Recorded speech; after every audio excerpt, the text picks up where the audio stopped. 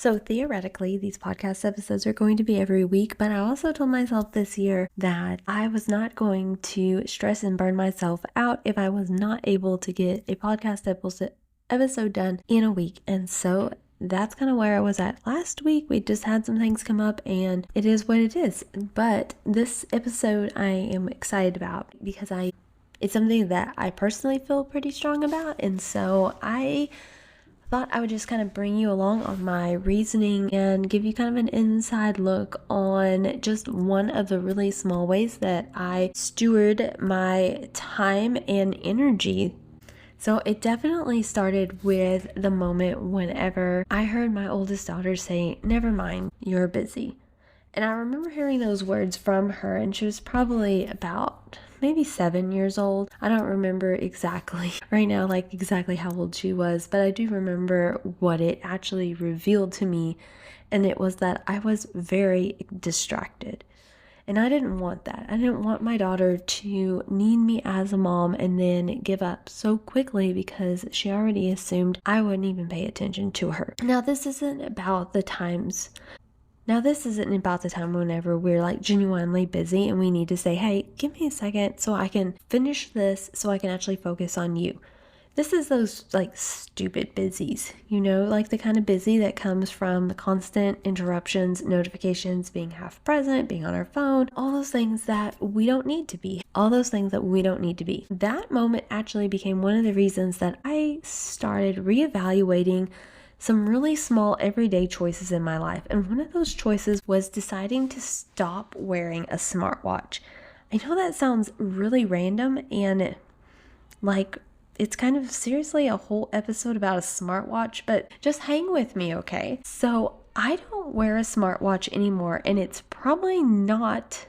So I don't wear a smartwatch anymore, and I know that usually when someone says that, it brings up a lot of these reasons that we hear, and probably the reasons that you are thinking are not really actually the reasons that I stopped wearing it, even though obviously my intro kind of gave you the insight on like the reasoning for why I don't. But anyway, so a lot of people stop wearing them for health reasons, and while I do think that there is probably some benefits to not having something monitoring you at all times, that's honestly one of the lowest reasons for me as far as not wearing it.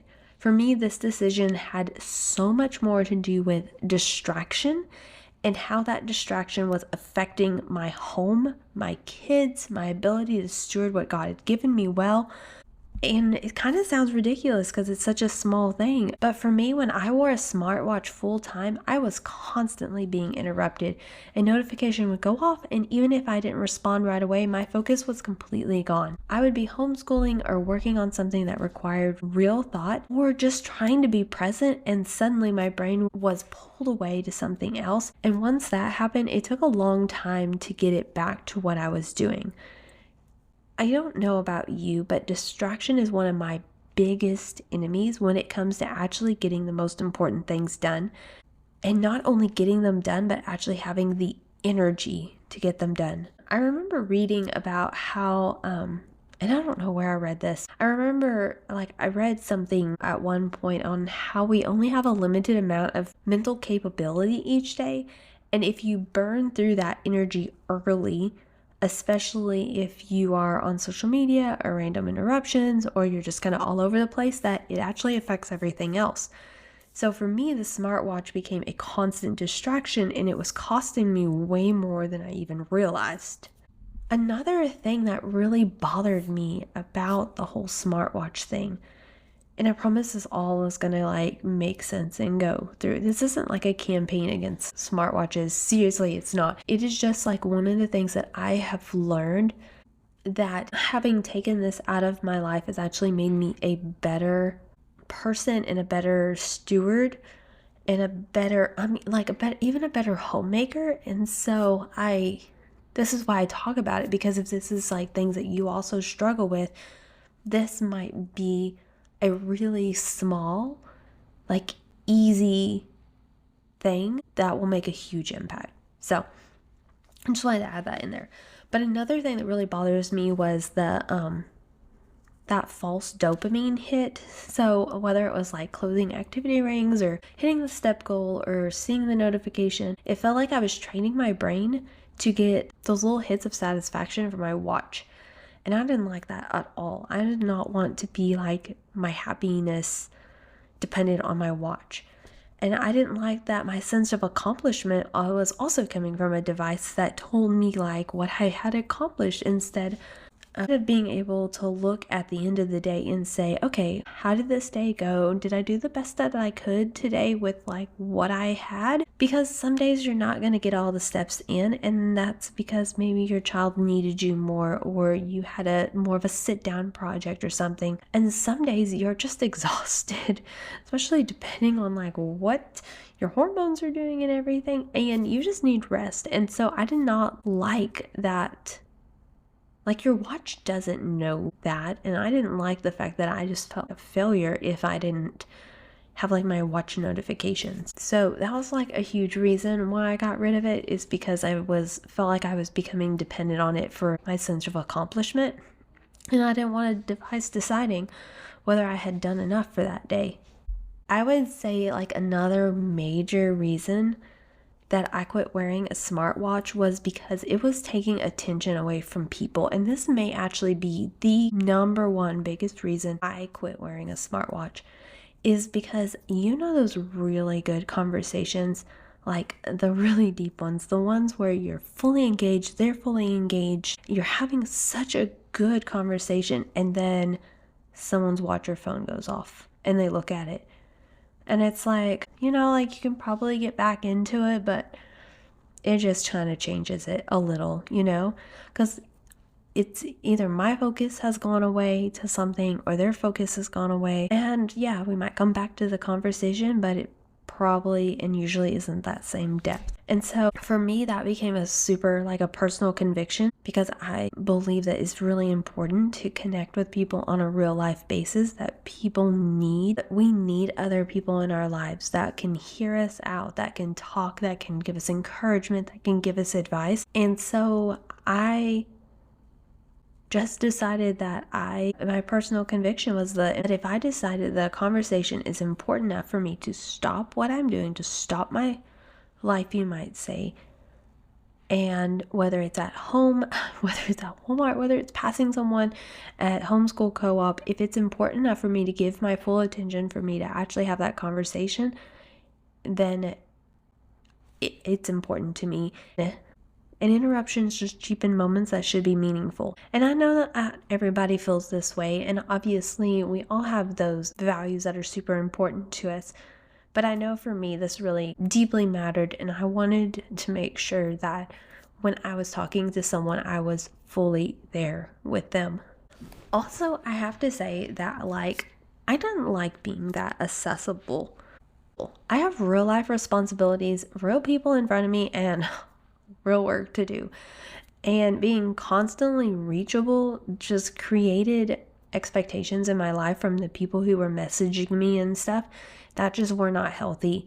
I have to say, especially someone like me who values being dependable, all of a sudden I was just like way too accessible. And then I was like, oh, well, I want to be dependable. And so then I was answering things really quickly, and I would see a message pop up and I would feel obligated to respond. And then I didn't always want to respond that quickly. I wanted to actually respond thoughtfully, and I wanted to be able to not be like in a rushed moment.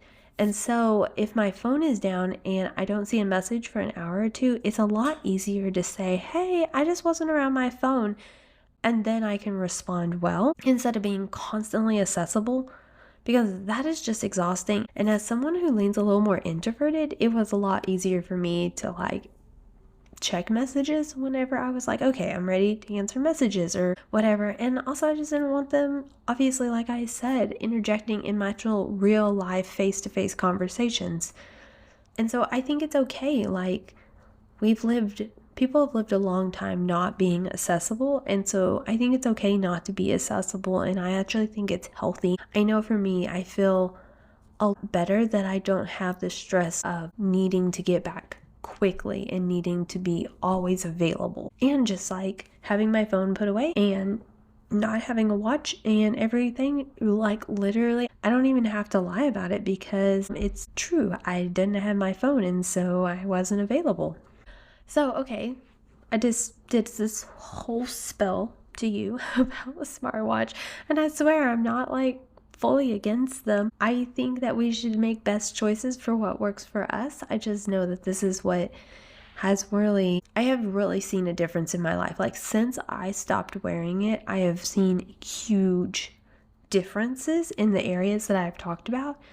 And so if those are areas that you struggle in, then this might be an answer for you.